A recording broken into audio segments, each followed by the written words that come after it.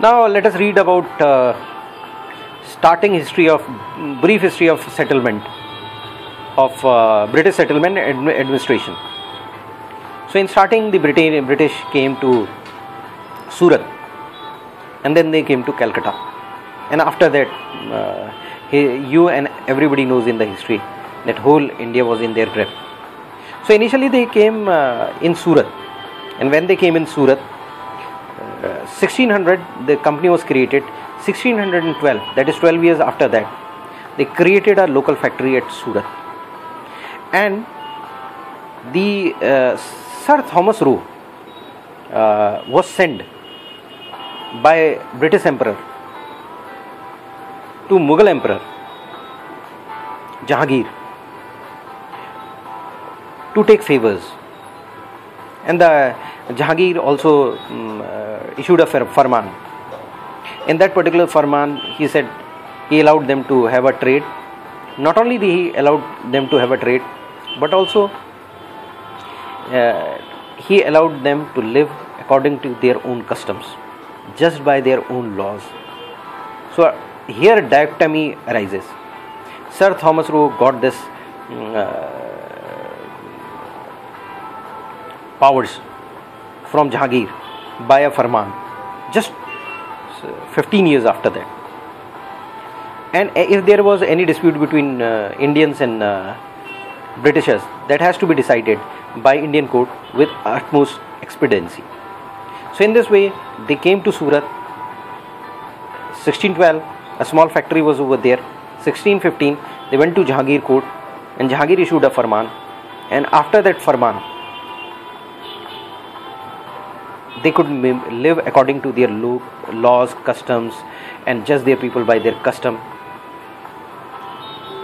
And this way they started gaining the ground. So now the question arises, what was the constitution and administration of justice at Surat factory? Because we are learning legal history, and we should know that how these people were administered. So at the factory there was a president and a council. They were appointed by company. The decision of majority of member of council were the decision of the company. So it was a majority decision. Apart from exercising their power for trading purposes, the president and council had power to administer law and justice also. However, we know very little about judicial system of Britishers at that particular point of time. But one thing is clear, it was a dual system. English people were governed by a dual system of law. In their own matters, the law of land England prevailed, and in the matter with the Indian, by native law of the country prevailed. And if there is any the dispute, it was as by farman. It was Indian law that would prevail. So the majority decision was there. The company, as said previously, had a governor and 24 directors. There was a general court, and this general court appointed a president and a council. This was for administration, this was for law and justice, and the majority decision were the decision of the company. And if there was breaking of any law, the English people were governed by their law of England, and Indians by native law of the country. Now from a small factory, the East India Company was formed in 1600. Now they made a small factory in Surat in 1612, 1615. The Sir Thomas Roe went to Jahangir. He got rights from there. Then 1690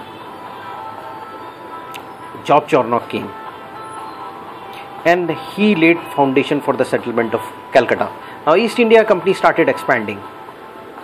So after Surat, the first one was Surat, and now it was Calcutta.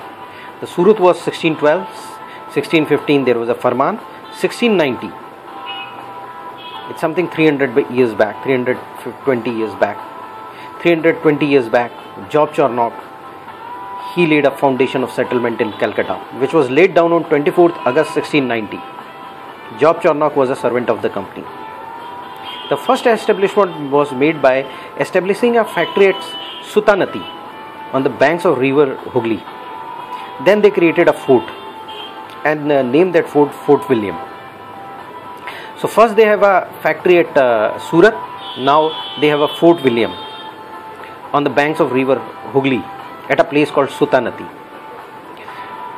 After that, 8 years after the establishment, that is 1698, means 2 years from 1700, 2 years before, from the year 1700, 1698, the company secured jamindari of 3 villages. And 3 villages were whole of Calcutta, Sutanati and Govindpur, from a Subedar of Bangalore. And this Subedar of Bangalore was a grandson of Aurangzeb. So by 1700, there was a factory at Surat. A Farman 1615 Thomas Row of Jahangir. Then Fort William 1690 foundation stone, and then Fort William 1690. And then 1698 they had a jamindari of 3 villages of Sutanati, Calcutta and Govindpur, from not any other but by the grandson of Aurangzeb. Now with the jamindari there was one thing, that the king didn't till the king received the money, revenue in time, he didn't care about his people, because the administration was going down. So it gave a chance to East India Company to slowly become a political power. As Jamindar, the company obtained all privileges which were available to Jamindar, and Jamindar in those days enjoyed right and privileges beyond limits. There were no limit. What Jamindar said was law into itself. If the ruler got revenue in time, he did not care as to what the Jamindar was doing with their Jamindari. Although Mughal ruler had established a good hierarchy of court and good administration of justice, yet after Aurangzeb it began to tremble and lost its importance and prestige. The court became corrupt and did not sit regularly to impart justice to the people. There was no proper control over them of Nawab. So the justice system started shaking, and the East India Company started exerting. So now the question arises, how was the administration of justice at Calcutta done? The justice system which was established by company in Calcutta was very elementary. No specific provision was made as to how court had to work and what are the canon of law and justice. What are the laws they have to observe? There was no clarity about that. So you can say it was more administrative of convenience than a judicial system. The system informed worked till Charter of 1726. When Charter of 1726 established, it gave a new and uniform judicial system in all 3 presidencies. Because by that time, 1726, there were 3 presidencies. So initially, administration, if you see the administration of justice at Calcutta, it wasn't very clear. The canons of justice were not clear. Though the Mughal ruler had a very good justice system, but it started trembling and shaking. It got corrupt. It sat very less. The corruption was rampant.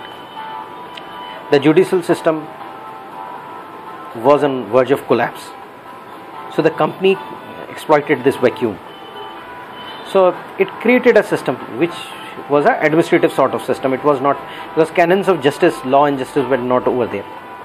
So the first thing which established canon of justice was Charter of 1726. You can say some 300 years, 275 years back, modern Indian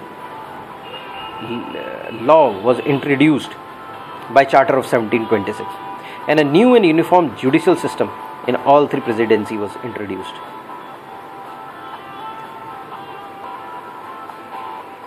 To sum up in Hindi, सबसे पहले company 1600 में 31 दिसंबर 1600 में queen Elizabeth के charter के अनुसार बनी. इस charter के अनुसार 15 साल उस कंपनी की लाइफ होनी थी, लेकिन 1609 में जेम्स फर्स्ट ने एक नया चार्टर दिया जिसमें परपेचुअल लाइफ उसने उसकी कर दी, यानी कंपनी हमेशा जिंदा रहेगी. लेकिन उसकी लाइफ अगर कोई इंजरी हो रही है ब्रिटेन को तो उसे ख़त्म किया जा सकता है कंपनी का 3 साल के नोटिस देने के बाद। कंपनी ने ट्रेडिंग लाइट्स ले लिए केप ऑफ गुड होप के आगे ईस्ट की तरफ। कोई भी ब्रिटेन का व्यक्ति, ब्रिटेन का नागरिक बिना कंपनी की परमिशन के, बिना कंपनी से लाइसेंस लिए ट्रेड नहीं कर सकता था।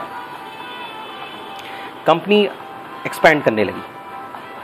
सबसे पहले वो हिंदुस्तान में पहुंची 1612 सूरत में।